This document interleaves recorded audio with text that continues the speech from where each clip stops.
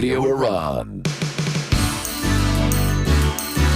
مدیران و کارکنان رادیو ایران KIRN هیچ گونه مسئولیتی در مقابل سخنان کارشناس شرکت کننده در این برنامه را ندارند. هزینه این برنامه توسط کارشناس شرکت کننده پرداخت شده است.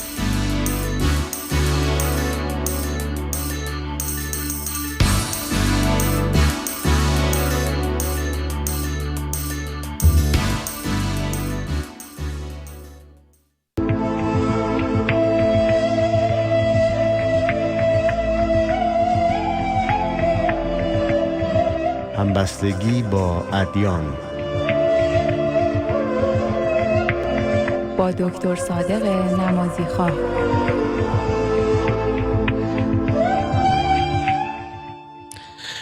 با سلام و درود فراوان خدمت دوستان عزیز و از اینکه وقتتون رو گذاشتید و به برنامه امروز ما همبستگی با ادیان گوش میدید سپاسگزاری میکنم و همچنین تسلیتی دارم برای جامعه مسلمان شیعه و پیروان راه آزادی برای شهادت حضرت سیدالشهدا امام حسین و یارانش که خاطرشون بعد از سالیان سال همیشه در ذهن پیروانش بوده و هست و قطعا در این مورد ما میتونیم امشب در برنامه‌ای که در بنیاد ایمان داریم مهماندار شما باشیم. امروز برنامه من صورت بسیار آموزنده تری خواهد داشت و اجازه بدید که مهمونم اینجا هستن معرفی کنم و مهمون بعدی ما در راه که انشالله میرسه.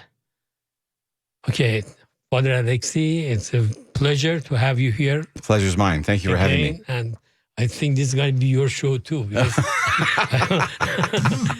Co-host. Yeah, Co-host. co-host. Yes. I always call Father Alexi Iman's father. Oh, you're very kind. Thank Very you. kind. Thank you. Okay, recently you had a trip to Israel and Palestine. Do you want to share us about the mission of the trip and who were with you and where did you go? Yes. Every other year, I co-teach a course from Loyola Marymount University. It's a Catholic university, right? Mm-hmm. But there's a Jewish studies program at the Catholic University. Mm-hmm. And one of the courses in that Jewish studies program is called Literature and Faith in the Holy Land.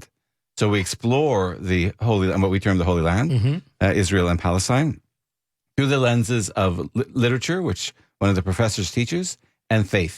And Rabbi Mark Diamond and I present on faith. So we expose the students who go, and we had this time about 18 students, some nominally Muslim, some nominally Christian, and at least one nominally Muslim. And we explored the Holy Land then through those lenses of literature, as I said, and faith. So I exposed them to things Jewish, Christian, Muslim, Druze, and Baha'i. Oh, that's perfect.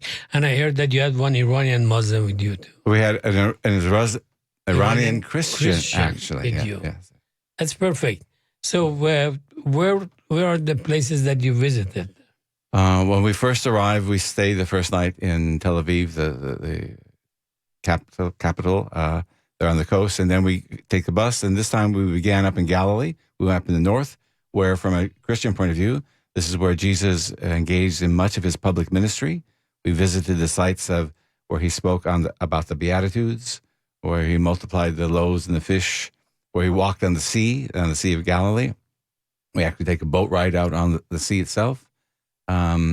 We explored some Jewish things up there, most especially I'll always mispronounce the city, but it's called Tzviat, something like this, where the heart of Jewish mysticism. So we engaged in some mystical studies in Judaism. Yes, come on in, Rabbi. I'm just talking about Israel. On your behalf, we were talking about Israel, Rabbi. Yeah. Thank you. and favorably, so far anyway. So far. And then we spent some days up there. We stay actually at a small kibbutz up there. Kibbutz, I should say. And we have class every day. Mm-hmm. Not only just on religious subjects, but also on political subjects. And then we came down to Jerusalem itself. We stayed some time in Jerusalem, explored some of the religious sites there, sacred to all three of our faiths here. And from there over to Bethlehem to explore the city of Jesus' birth, and so forth and so on. It was a wonderful experience. Of course, I've been in those places. Mm. I was there when I was 15 years old. Oh, You were well, not born. with all due respect, it's changed a little bit since I know then. it's changed. Welcome, Rabbi Beliak. I'm It's good glad to be that here. you're- It's wonderful to be here. And, I'm glad to hear that people are traveling to Israel and seeing the holy sites. Wonderful and inspirational for many people. Yeah, I think it's important that from a Christian point of view that we do this, but not simply with Christians. I think it's a much more meaningful experience when we travel there with people of both the Jewish faith and the Muslim faith. Indeed, and clearly one of the challenges has been that politics, both American Yes, politics and yes. Israeli politics, have made those kinds of visits problematic. And unfortunately, people that are part of our American Congress have been denied the free access and to visit relatives. Yes, yeah. so, when you say that politically at this time, was it different before, or people had more access to this kind of the trip and access to go to the places? And Well- when that was changed? I would say that certainly in earlier times, I lived in Israel for 5 years and spent numerous times visiting. And clearly, after the Oslo Accords, the access to different parts of Israel became more difficult for especially Muslims. Yes. With the checkpoints and so forth. Clearly, the notion that there was all kinds of shaping of trips. I once led a trip of Christian ministers, both Catholic priests and a passel of Protestants, and it was possible to go everywhere within the 67 boundaries, but very limited access beyond the green, what was then called the Green Line. Yes. Yeah. Could I jump in Go on ahead, that? please. I think you're getting at something very important, Rabbi, because I also go to the Holy Land with members of the Pontifical Order for the Holy Sepulchre, of which I'm a knight commander. And there, when we have a Palestinian guide, there's a different emphasis. When we have a Jewish guide, there's a different emphasis. And I wish there were a way to blend the two emphases so that people get a vivid picture of what life is there. Right. Unfortunately, there is an increasing inability to distinguish between the pilgrimage Yes. virtues of visiting various sites and the political issues that Yes. are being put forward. Rabbi Beliak, when you talk about the pilgrimage, what are the Jewish pilgrimage? I know that a lot of Jewish people, for the religious, practice, they visit Israel and go to the holy sites in Israel. What is going on? Like Muslim people have the Mecca, and they go to Mecca for the Hajj. And I'm sure that the Christian, we talk about it, but they have in the Easter, they Sure, gather there. absolutely. But what is the Jewish tradition of the pilgrimage, and what are the places that they go for pilgrimage into Israel? Well, the classic places where Jews have visited is what is called the Western Wall, which is the retaining wall of the temple that was built under Herod's remodeling program.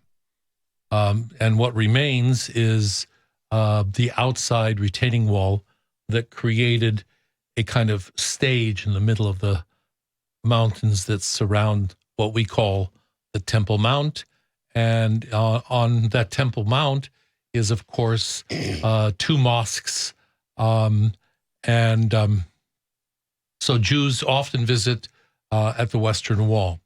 Then there's the city of Hebron, which is holy to Muslims and Jews, especially where the patriarchs and the matriarchs are buried. And then, in addition, several sites in Safed, in the northern part of Israel. Of course, there are other places that have been uncovered by archaeology that have synagogue sites and so forth. But those 3 sites are the central pilgrimage sites. Do they have a special tradition or a special prayers when they go there, or it's mostly when pilgrims go, they pass. They go to the sites to offer prayers. And here you see the phenomena of the transformation of what are pilgrimage sites to national sites. When I went to the Western Wall in 1967, days after the Six-Day War, I was in Israel as a 19-year-old volunteer. I was defending Israel from the perspective of the chicken farm on Kibbutz Matsuba. Oh, wow. There was a very different atmosphere at the Western Wall. It was not this large plaza. There was very little in the way of flags and national symbols.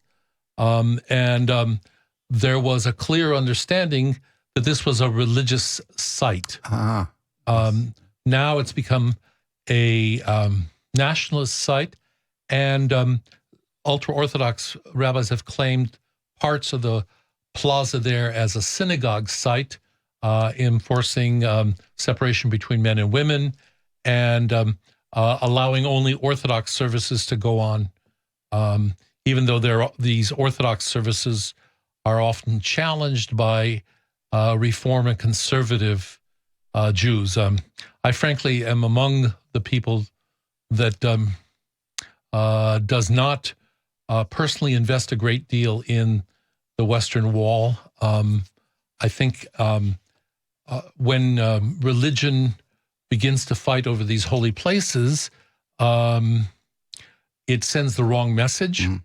I think that especially for the vast majority of Israelis and people around the world, seeing Orthodox Jews defending their supposed rights against non-Orthodox Jews, Reform and conservative Jews, not defending the rights, I think it's a zero-sum game. Nobody gains. I think this begins to take us in the area of what is produced often in the visiting of pilgrimage sites, and that is a grand opportunity for massive idolatry. Idolatry is the central religious value that Judaism was constituted to forbid. And at every moment, people have to ask themselves, is my involvement with this political idea or this material idea or this claim for land, whatever it is, really idolatry? And so for me, the Western Wall has become, unfortunately, the place of idolatry. So how far is the difference between the Orthodox, ultra-Orthodox, conservative, and liberal among the Jewish, religion? Well, I would not claim that Reform Jews, I'm a Reform Jew, have a corner on the sensitivity to the prohibition against idolatry. But I would claim that whatever form of Judaism you're involved in has the potential to be easily combined with nationalism and therefore to move in the direction of idolatry. I would argue, just to broaden the lens a little bit, that when Jews were able to create first the return to the land of Israel through farming and so forth in the late 19th and early 20th century, that the challenge that always stood before people was, in religious terms, the priority of becoming a holy people or the priority of holy land. And as an abstract principle, the highest priority for Judaism is the aspiration to become a holy people.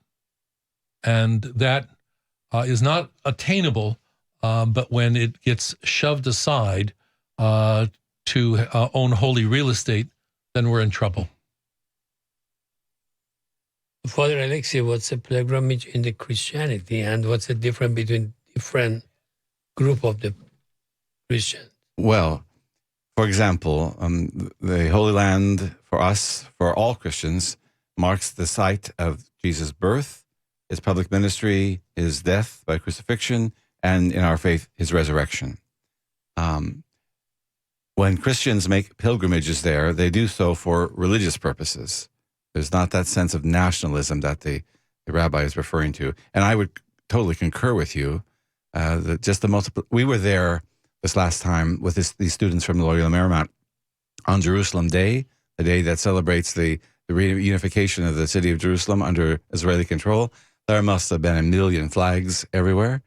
And the celebration of that nationalism actually prohibited us from taking the students to the Noble Sanctuary or the Temple Mount up where the Muslims have the Dome of the Rock and the mosque there, because Israelis were fearful of there being incidents. So in that sense, that nationalism interfered with a religious endeavor. But Christians will go certainly in Jerusalem itself to what is known as both the Church of the Holy Sepulchre or the Church of the Resurrection, depending upon how you want to look at that. It's a church built initially by Constantine the Great in the year 335 and destroyed and rebuilt over the centuries since then. This one church contains what we believe to be the actual site of Christ's crucifixion and the actual site of his entombment and resurrection. There is a rival site called the Garden Tomb, which many of our Protestant brothers and sisters refer to as the resurrection site. I don't think historically it could be, but I understand why they like it because of the peace and serenity that you can experience there, which you often don't experience in the Holy Sepulchre itself. The Holy Sepulchre is not a Catholic church. It's a church that's shared by 6 different Christian denominations who sadly don't always get along. This is evidenced by the fact that who has the key to this building? Yeah. The Muslim family has the key to this building. Okay. Otherwise, there wouldn't be a key. Otherwise, exactly. And when there are disturbances inside, we can't resolve these ourselves. When there are disturbances between different monks and such, we have to call on the Israeli authorities, the police department, to come in and restore order. So we have a lot to work on there. I think that the emphasis on our Catholic pilgrimages there is that we're not just visiting the stones. We want to be supportive of our Christian minority, our Catholic minority there.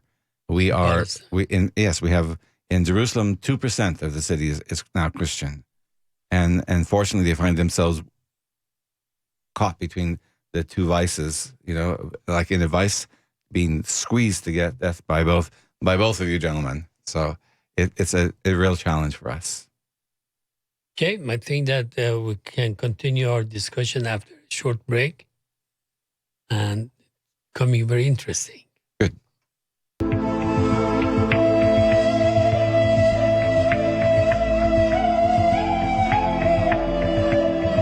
همبستگی با ادیان با دکتر صادق نمازیخواه.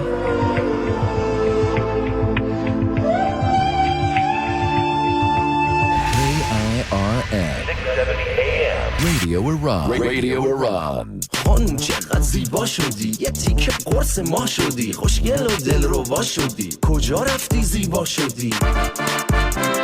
به مرکز نیولوک، به مرکز نیولوک. بله، نیولوک دستگاه پروفاوند جدیدترین تکنولوژی جوانسازی صورت و چانه را به مراکز خود اضافه کرده که 5 برابر بیشتر از حد معمول الاستین تولید میکنه. حالا با پروفاوند بدون جراحی تنها در یک جلسه افتادگی پوست صورت و چانه، فرو رفتگی دور لب و چروک‌های زیر گونه و چانه را به طرز معجزه‌آسا درمان کنید و جوانی را به چهره خود برگردانید. در نیولوک لیزر هیر ریمووال، کول اسکالپتینگ، ترد لیفت، PRP، بوتاکس و انواع فیلرها را برای جوانسازی صورت با تخفیف ماهانه دریافت کنید. نیولوک در گلندل، انسینو و ایرواین. 888 885 48 48 888 885 48 48. دیگه نگید آی جوونی کجایی، چون جوونی همینجاست در نیولوک سکین سنتر. اعتماد و نتیجه عالی را با کامبیز رزاقی در کمپانی ACN کردیت تجربه کنید. تیم کارکشته و مجرب کامبیز رزاقی با سالها سابقه و رجیستر شده در دیپارتمنت آف جاستس، کردیت شما را تا حداکثر 6 ماه یا کمتر، بله 6 ماه یا کمتر ترمیم کرده و افزایش می‌دهد. کامبیز رزاقی در کمپانی معتبر خود ACN کردیت به شما مانی بک گارانتی می‌دهد. با کمترین هزینه بیشترین و بهترین نتیجه را به دست آورید و به رویاهای خود جامعه عمل بپوشانید. کافی است با کامبیز رزاقی در ACN کردیت تماس بگیرید و جهت افزایش کردیت و یا کاهش بدهی‌های خود به صورت رایگان مشورت کنید. 818 743 40 40 818 743 40 40. فراموش نفرمایید زندگی و موفقیت در آمریکا به کردیت شما وابسته است. پس از تخصص کامبیز رزاقی در این راه بهره بگیرید. 818 743 40 40 818 743 40 40. دکتر پاتریشیا بهزاد و متخصصین بیماری‌های دهان و دندان در الیت دنتال اند ایمپلنت سنتر در خدمت شما میباشند. در این مطب بسیار مدرن واقع در تارزانا، کلیه خدمات دندان پزشکی زیر یک سقف به شما ارائه می‌شود. دکتر پاتریشیا بهزاد. تلفن 818 855 2909 818 855 2909 eliteimplant.dentist.com. بفرمایید. خانم این آقای وکیل کجاست؟ آقا چی شده؟ چرا انقدر عصبانی هستین؟ این آقای وکیل کجاست؟ نیستن، رفتن دادگاه. آقا شما که پروندهتون ستل شد. بله ستل شد، ولی من موندم. من و دوستم هر دومون تو اون تصادف بودیم، تو همون ماشین، هر دومونم آسیب جدی دیدیم. جالبه که دکترمون هم یکی بوده. اون وقت پرونده من با مبلغ ناچیزی ستل شد، اما وکیل دوستم تونست با مبلغ هنگفتی پروندهشو ستل کنه. این بود تو تبلیغاتتون وعده میدادین کلی از وکیلای دیگه بیشتر پول میگیرین. ببینین جناب، از من نشنیده بگیرین. هر گردی گردو نمیشه، هر وکیلی هم کامران یدیدی نمیشه. وکیل دوست شما کامران یدیدی بود دیگه. خودتون تا ته خطو بخونید. البته بین خودمون بمونه ها، رئیسم بفهمه اخراجم میکنه. آره درسته، اشتباه کردم. باید از اول میرفتم پیش کامران یدیدی. دکتر کامران یدیدی. 818 999 99 99. عزیزم چی شده؟ تو فکری؟ امروز با مامان صحبت میکردم. خب نگران بود. برای چی؟ باید خوشحال باشه که پسرش تازه فارغ التحصیل شده. اتفاقا برای همون نگران بود. میگفت فکر پرداخت وام دانشجویی که داداشم گرفته داره کلافش میکنه. درسته که درسش تموم شده، ولی خب باید زودتر کار گیر بیاره تا بتونه وامش رو پرداخت کنه دیگه. خلاصه همشون یه جورایی نگرانن. همین؟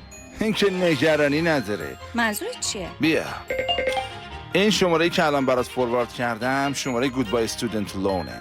بده به مامان داداش تا بهشون زنگ بزنن و خیالشون از بابت ستلمنت لون راحت بشه. این کارن. کانتکتشون رو به بهزاد رفیقم بهم داد. از تیم حرفه‌ایشون خیلی تعریف می‌کرد و خیلی هم راضی بود. واقعاً مرسی. 800 451 91 30 goodbyestudentloan.com 800 451 91 30 451 91 30.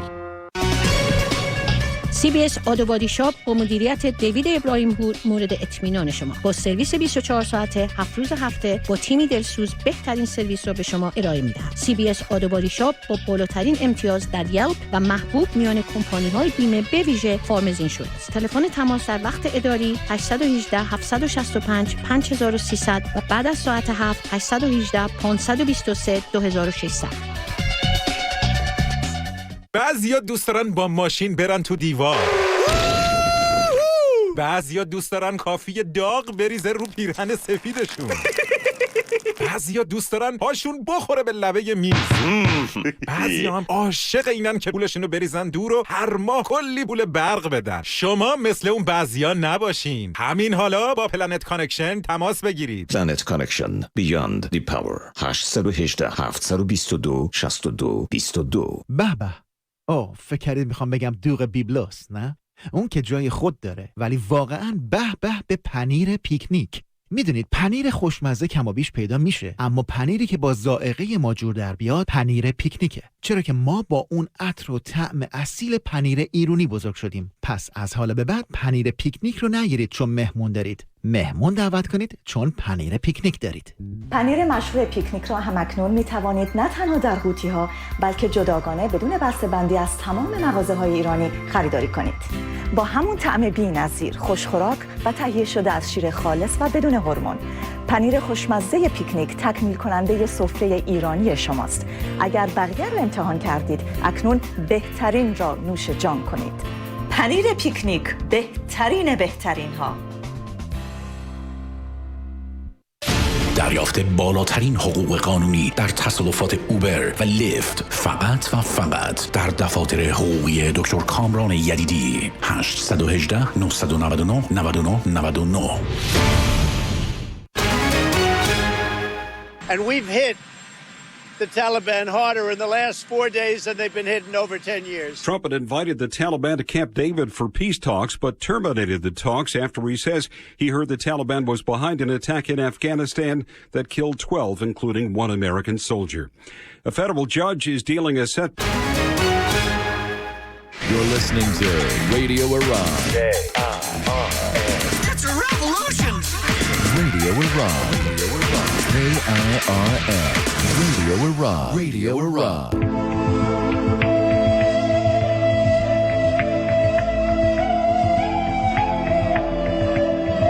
همبستگی با ادیان با دکتر صادق نمازی خواه. Okay, I would like to welcome back our audience to our continuation of our program, and also to thank you, Father Alexi and Rabbi Beliak, for always supporting me. One of the very heartwarming and encouraging thing I got, I sent a message for Rabbi Beliak when we were together and we planned for the show, and his response was, I didn't see your message, but you know, my answer is always yes. No, very good. That was very kind of you. I really appreciate it. Yeah. Thank you. But now we are talking about now we mentioned about the money that is going into the religion, you know, Judaism, Islam, Christianity, and in some part, individual benefit from it. In some part, the church, synagogue, or in the Israel country is benefiting about it. But who is responsible? Let's start with the Judaism because they came first. And who is responsible for all of the money that comes in the name of the religion? And how do you evaluate this contribution and the expenses? Well, in Israel, there's no separation of church and state. And when Israeli taxpayers pay their taxes, they give a certain amount of money to support the official Orthodox rabbinate. In addition to that, there are people who make free will offerings to support various religious institutions known as Batei Midrash or Madrasa in Arabic, and places of study, yeshivot. And there are also people who have understood that the symbolic importance of taking over sites, whether it be through the political use of archaeology and creating sort of symbolic parts of Israel so that You're looking for remains of the city of David, which is a ancient kingdom. David was the first person in the city of Jerusalem to declare Jerusalem his capital. The uncovering of different levels of archaeological information. So you have Crusader remains, which are Christian. You have Muslim layers of various Muslim conquerors as well. So the political use of archaeology and what is shown to tourists is something that's supported by universities and colleges. That also is a part of what goes on. It's a very contested area. I would add that in addition, there is the attempt by Jewish groups to, by direct means or subterfuge, buy out Greek Orthodox properties. It's a big problem right now. Big problem. 2 hotels in Jerusalem are part of the contentious issue. And the money for that comes from the state of California's various foundations that are supported by the Moskowitz family. Irving Moskowitz has gone on to his reward, but his family continues to support right-wing settlers in their buying up of Greek Orthodox properties and other means. Yeah, from a Catholic point of view, the major shrines in the Holy Land are under the jurisdiction of the Latin Patriarchate or the Custos, the Franciscan order's Custos or custodian of these places. And all the monies that are raised to assist them go through them. As a Knight of the Holy Sepulchre, we raise money to assist not only the maintenance of these buildings, but also in support of the Christian minority that's there. And there are audits, so everything is maintained above board. I would like to comment on something the rabbi said about the land. Our Greek Orthodox brothers and sisters have suffered because of their dwindling numbers and the need to maintain the buildings and the people there. So they I don't think deliberately, but they sold land through a second party, and that land was meant to be used for Palestinian refugees. And they needed the money, so they sold it to someone else. But that someone else was actually one of these settlers you were talking about, Rabbi, or someone representing the settlers, and it gets very contentious then. That type of thing should never happen. Recently, 2 little hotels right at the entrance to the old city of Jerusalem. By the Jaffa Gate. By the Jaffa Gate, exactly, right. Were sold to a second party. It shouldn't have happened that way. People should be upfront. Yeah, this ended up in a very contentious decision that was made by the Israeli Supreme Court.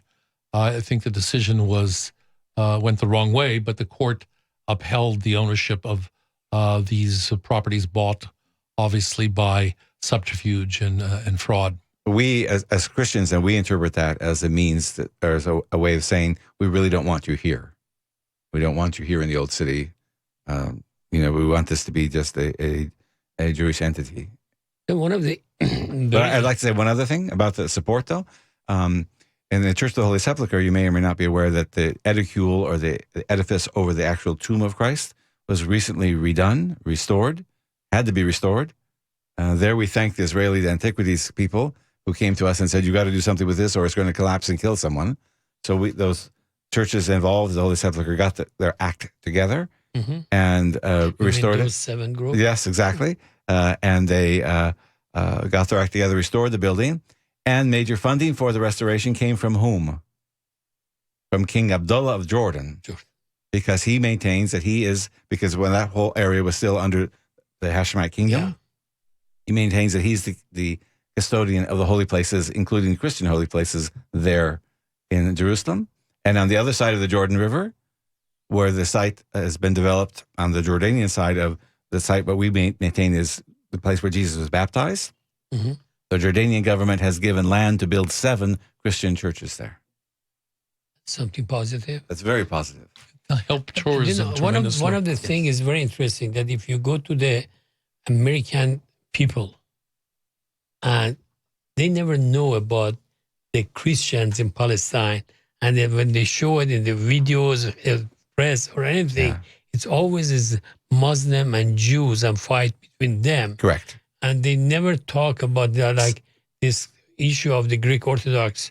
Sadly, this is the great unknown, and I do everything I possibly can to raise people's awareness that many of the Palestinians are Christian, either Greek Orthodox or Greek Catholic or Roman Catholic or whatever, Protestant, for whatever.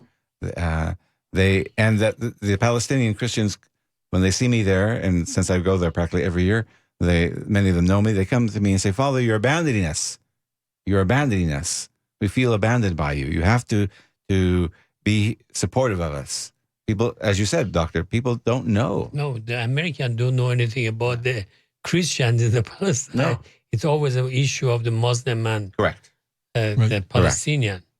So the other thing that we discussed during the break, it's very interesting to talk about it. I'm sure that you are very, Father Alexei, affiliated with the Buddhist group. Yes. And you communicate with them a lot. I traveled to Japan and recently to Korea, and I went to the Buddhist temple, and they have a well in front of the temple, and the people write their prayers and anything they want, they throw it in the well. And the Jewish community, they do the same thing with the wall. Right. And it's interesting that the group of the Shia Muslim have similar thing. They call it the well of the Mahdi, or the 12th descendants of the Prophet Muhammad is supposed to come, and they throw their prayers in the well. But in reality, that's a misconception of the Muslim religion, because in the Muslim religion, it's being recommended that if you want to talk about your sin, or you want to ask something from God, and you cannot say it in front of the people, write it on a piece of paper and throw it in the water. Interesting. So nobody should see it. But they converted to the well, and they said that that's a very fanatic thing. But what is the idea behind the wall, and does Christian have anything like this at the start with Rabbi? Well, yes, there is the folk custom of writing a prayer and sticking it in the wall.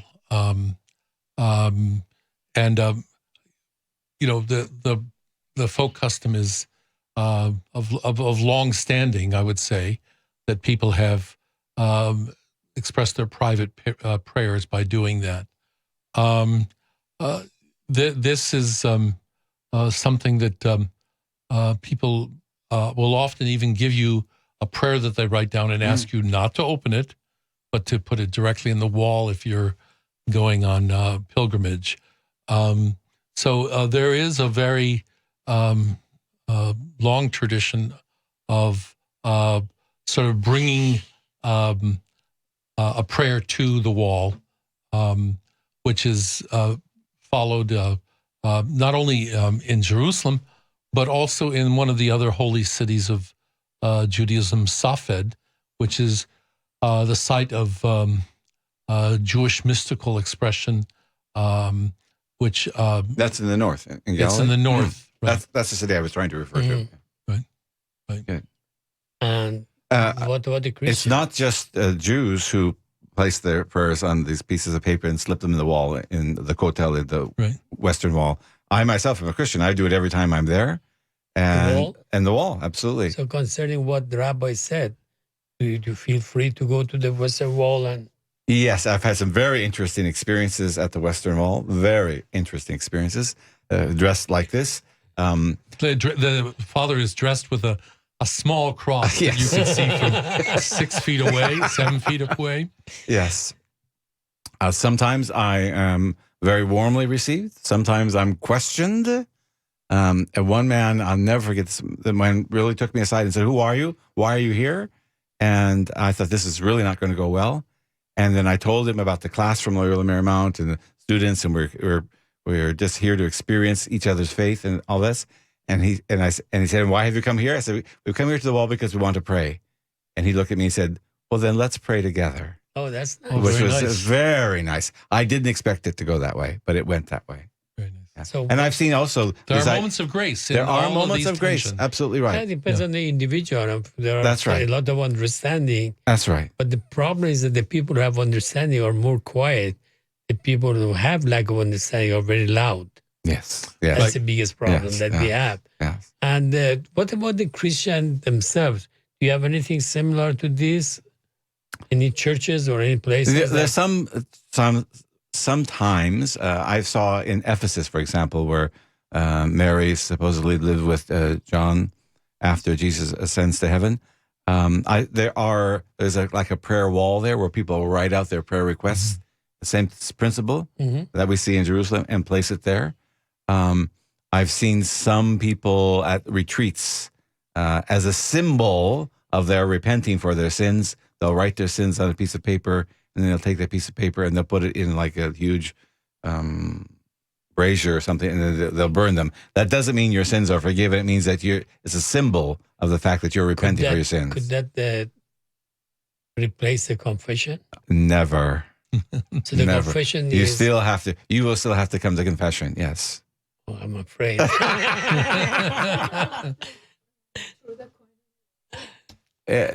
That's more like a folk tradition. Again, throwing coins in the fountains is for good luck or whatever. The Trevi fountain in Italy, pass over your shoulder, that type of thing. But that has nothing to do with religion. And people even do that in Vegas. For good luck. For good luck. For everywhere. Rabbi, I have it. This is I think that I'm going to send you a video from one of the Israeli professor who had a speech in the university in Jerusalem. And that was very interesting. One of the things that he said that the Judaism is a religion of the limited group of the people. And it's not worldwide religion as a Christianity and Muslim is. What do you think about that you have to be from the descendant of Isaac, that been called Israel, Abraham. The Muslim and Christians are the same, but usually Israel is the name of the Isaac, is that? No, Israel is actually the name change that Jacob receives after his spiritual transformation. He starts out as a rascal. The name Jacob means heel grabber. Sort of the kid you remember going down the hall when you're in school who would trip you. Yeah. But then he becomes Israel, which means that he has moved through a certain kind of spiritual level, and that becomes the name of the Jewish people. Both the land of Israel, the name of the Jewish people, are one, and it means one who struggles with God, God wrestler. Probably the closest translation that you would understand for the notion of God wrestler is the word where jihad. Did you ever hear that word? Yeah. That's probably the closest translation of the word Good Israel. point. Very good point. Spiritual struggle. So in reality, I've, as you both know, that I'm very close to my friends from different religions throughout my life. But I can feel that throughout my short life, the ideology of the converting in Judaism has been changed from the time that, not too long ago, that nobody could convert to Judaism, and now the Reform Rabbinate accept the reform and the conversion. Yes. So considering that, looking at the Orthodox Judaism, that nobody can convert to Judaism in their view, is that the religion of the family only, or is it race or religion? So definitely not race. No, nation, I take it back. But Judaism has a number of theologies. One theology says that Judaism is to be a light unto the nations, and that each nation will find their way to God, and that the role of Jews is to bring the teachings of ethical monotheism to the world, and that it's not necessary for people to convert to be a Jew to be saved or to find salvation. Then, of course, there is the view that Judaism is seen in a special role. This was articulated by very famous German Jewish philosopher by the name of Franz Rosenzweig, where he argued that Christianity was the world religion, that is, the one that went out and he never really lived long enough to really seriously consider Islam as another partner in this idea of a religion that would be taken to the world. So Judaism has tended not to see itself as responsible to convert people. We're happy to accept people. Even Orthodox Jews are happy to accept people. It's just that it's more difficult because of the requirement by Orthodox Jews that they live an Orthodox lifestyle. But Orthodox Jews, conservative Jews, Reform Jews, since World War II and the Holocaust have accepted more and more the idea that people will convert to Judaism. I work, as you know, in Poland, and there we have people who were born and raised in the Catholic Church, but discover that their ancestors are Jewish, and many of them, some of them remain Catholic, but some of them decide that they want to return to Judaism. And I think that the from my perspective, the philosophy of Yitz Greenberg, a very famous Orthodox rabbi, counts on all occasions, and that is, I don't care what religion or what part of religion you belong to, just as long as you're properly ashamed of it.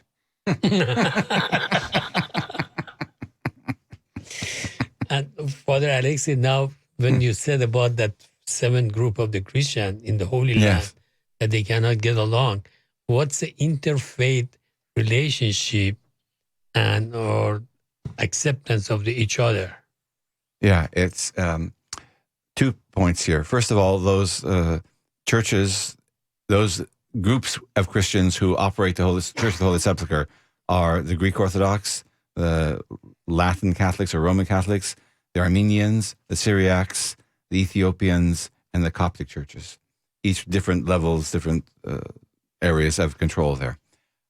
They are improving. Thanks be to God, they are improving about getting along together and realizing that they have to bear a common witness to the teachings of Christ in order to be a light to the world, as the rabbi is talking about. And they're doing things together now, issuing statements together, standing by one another when one side or the other here comes down on them. There was an incident of a burning of an attempted arson of one of our Catholic churches up in the Galilee area, and members of all these different churches came together, and the Muslims came and stood with us, and some very progressive Jews came and stood with us and say, this type of thing is intolerable. So there is that sense of interfaith cooperation, but it certainly needs to be developed much more. That's true. Okay, how much time do we have? 1 minute? You want to take that phone call because somebody's on the line? Do you want to find out? Okay, we do it after. Please, we can ask him to stay on the line, and we answer the question after. Yes, I think that, to be honest with you, every time I talk to you guys, I enjoyed this show more. I did too. And I really learned more. And it's very... I'm part of the Me Too movement. Me Too movement. On that note. The way that he talks is serious. Yeah, exactly. Yeah, but one of the things that I'm very interested to know, because I think next month I'm going to be with Steve Gilliland. Oh, yeah. And Aziza Hassan regarding the Mormon versus Muslim. But hope I mean 2 months maybe we can get together and talk. Maybe I invite a Muslim. I want to be a moderator rather than being a influencer like you guys. But I want to talk more about the family. Yeah, sure. and relationship, marriage, and divorce, and those things. And it's very interesting because I know that the Catholic Church doesn't let any family to get divorced. Frown on divorce, yes. Yeah. But we have annulments of marriage. We can go Annulments into of all of that. So we talk about that, and I want to thank you again for the really contributing your time to this show. Thank you for having us. You are very valuable. Your friendship is a treasure for me. And hopefully we continue with that. And I have a good news that I've met the Rabbi Daniel. We had lunch together, and he offered to have the Jewish 101 at Iman. Okay, we are done, and goodbye.